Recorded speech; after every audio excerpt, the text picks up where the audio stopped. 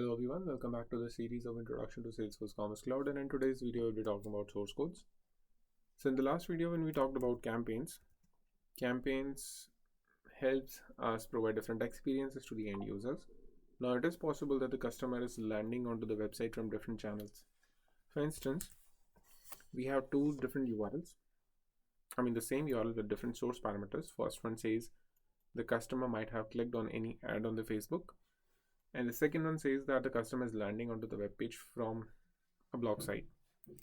Now source codes are nothing but the parameters in the URL which helps system understand where exactly the traffic is coming from.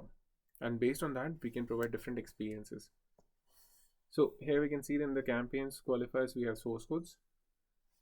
So for instance, let's say if the source value is Facebook ads, we want to have some Facebook specific promotion enabled. And if the source value is bloggers, in that case we want to provide different kind of promotion in that case. So that can be controlled with the help of campaigns. Now in order to create the source codes, we have to go to merchant tools, online marketing, under the source codes. Here you click on new,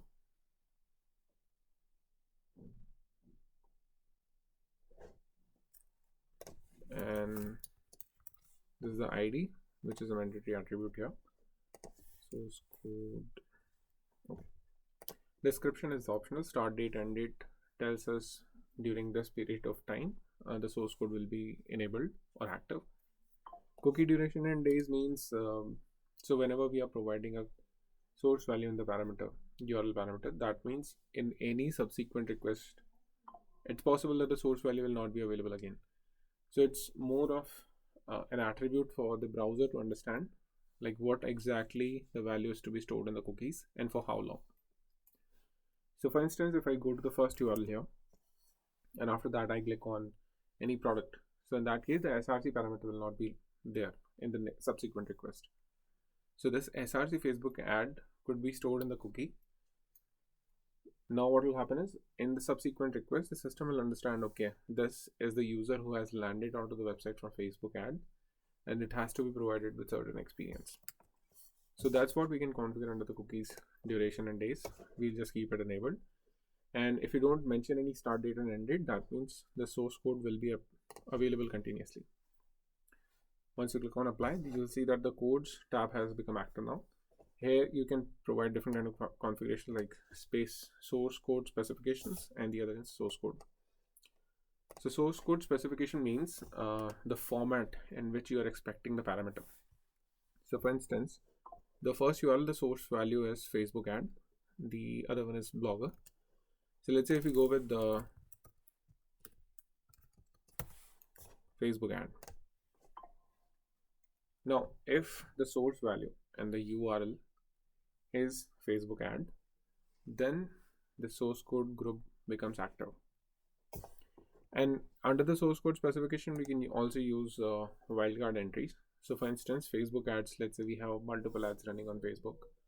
So in that case, you can specify like what exactly is the number that you are expecting. So for instance, Facebook ad, and there should be a numeric value after that from 1 to 9.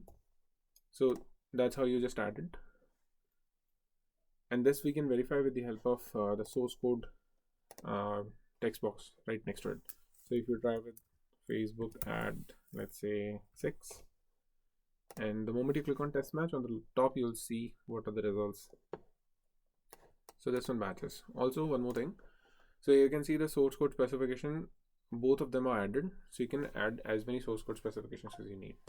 So we'll just remove the first one here.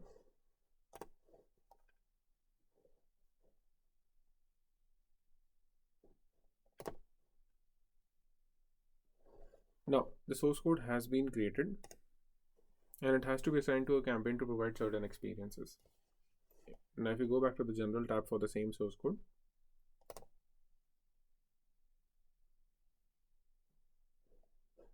you'll see the campaign has become active now, but it is not yet assigned to any of the campaigns. So you cannot assign the source codes to any campaign on the source codes page. So for that we'll have to go back to the campaigns page. Here under the source codes, click on edit and assign this.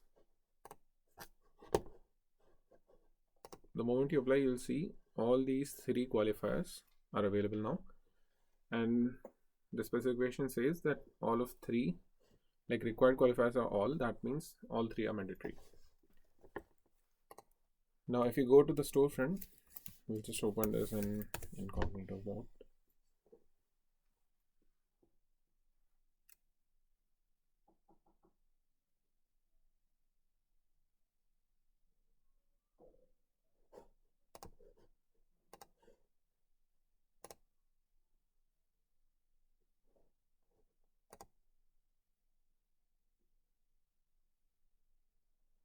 So in the PDP, we are not seeing any promotional message here because not all of the conditions are met.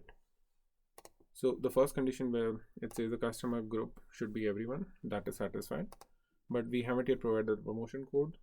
Also the source code is missing right now. So that's why we are not seeing anything on the PDP. Now on the cart page, when we try to apply the promotion,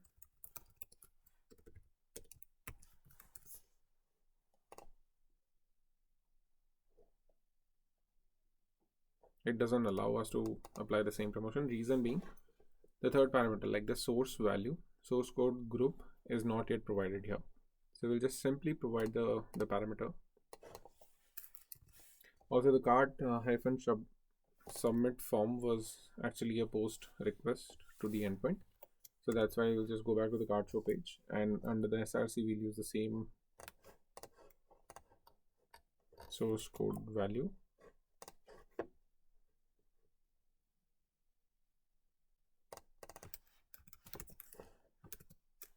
And any number after that. Now when we have submitted it, now the system understands, okay, the user has landed from this particular source code. And if you try to apply the same promotion again,